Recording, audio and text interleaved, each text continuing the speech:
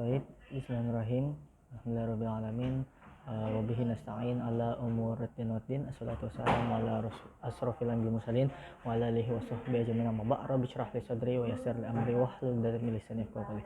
Baik, pada hari ini Ana Muhammad Fikri Juniansyah ingin mempresentasikan makalah mata kuliah Hukum Acara Perdata Indonesia dengan judul atau tema tahap yudisial, pembukaan sidang perkara perdata dan upaya mediasi, kemungkinan yang terjadi pada sidang pertama, jawaban terhadap surat gugatan, ekspresi konvensi dan rekonvensi, masuknya pihak ketiga, intervensi, replik dan duplik, tahapan pembuktian, kesimpulan dan putusan hakim. Oke, lanjut masuk ke pembahasan. Yang pertama, pemeriksaan perkara perdata. Pemeriksaan perkara dalam sidang menurut ketentuan sistem reklaman Indonesia berjalan secara lisan. Hakim mendengar kedua belah pihak dan kedua pihak tersebut mengajukan segala sesuatu secara lisan. Sedang panitera pengadilan mencatat segala pemeriksaan dalam suatu catatan sidang.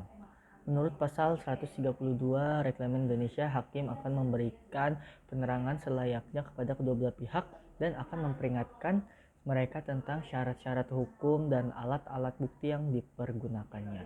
Di antara tindakan hakim dalam pemeriksaan perkara yang penting ialah pemanggilan dan pendengaran saksi. Ya. Pasal 121 Reklaman Indonesia menentukan bahwa pada waktu kedua belah pihak dipanggil untuk menghadap, maka mereka diperintahkan untuk membawa orang-orang yang akan mereka ajukan sebagai saksi. Ya. Selanjutnya, pencabutan dan perubahan gugatan. Pencabutan gugatan, salah satu permasalahan hukum yang mungkin timbul dalam proses berperkara di depan pengadilan adalah pencabutan dan perubahan gugatan. Pencabutan gugatan sendiri terjadi apabila pihak penggugat mencabut gugatan sewaktu atau selama proses pemeriksaan berlangsung. Alasan pencabutan sangat bervariasi. Mungkin disebabkan gugatan yang diajukan tidak sempurna atau dasar dalil gugatan tidak kuat atau barangkali dalil gugatan bertentangan dengan hukum dan sebagainya. Oke, selanjutnya perdamaian. Penyelesaian sengketa melalui jalur perdamaian merupakan cara penyelesaian yang dianggap paling efektif dan efisien. Hal tersebut dikarenakan penyelesaian dengan jalan perdamaian mengandung berbagai keuntungan yang ditinjau dari segi substansial dan psikologisnya. Oke, selanjutnya adalah pembacaan gugatan. Mengenai pembacaan surat gugatan ini diatur dalam pasal 131 HIR. Ya, yang berbunyi jika kedua belah pihak hadir akan tetapi mereka tidak dapat diperdamaian, hal ini harus disebutkan dalam berita acara, maka surat gugatan dibaca dan jika salah satu pihak tidak mengerti bahasa yang dipakai dalam surat itu, maka surat tersebut diterjemahkan ke dalam bahasa yang dimengerti oleh juru bahasa yang ditunjuk oleh ketua. Selanjutnya, perihal jawaban.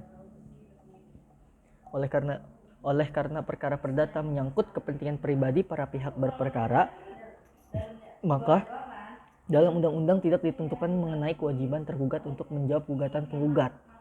Pengakuan berarti membenarkan isi gugatan baik sebagian maupun seluruhnya. Maka pengakuan harus dibedakan dari reverte. Keduanya merupakan jawaban yang bersikap tidak membantah. Jikalau pengakuan itu merupakan jawaban yang membenarkan isi gugatan, maka reverte berarti menyerahkan segala kebenaran gugatan kepada kebijaksanaan hakim dengan tidak membantah maupun membenarkan isi gugatan. Oke, terakhir kesimpulan.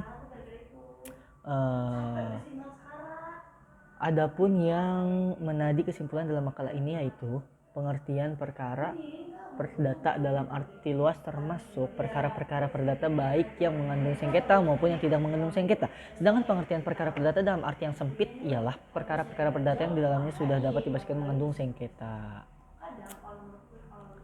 Apabila perdamaian yang diusahakan oleh hakim tercapai, maka proses perkara berakhir.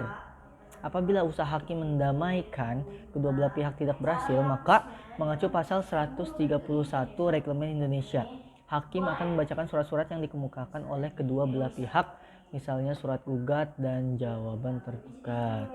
Mungkin cukup sekian dari saya, kurang lebihnya mohon dimaafkan. Wabillahi taufiq wal hidayah. Syukron.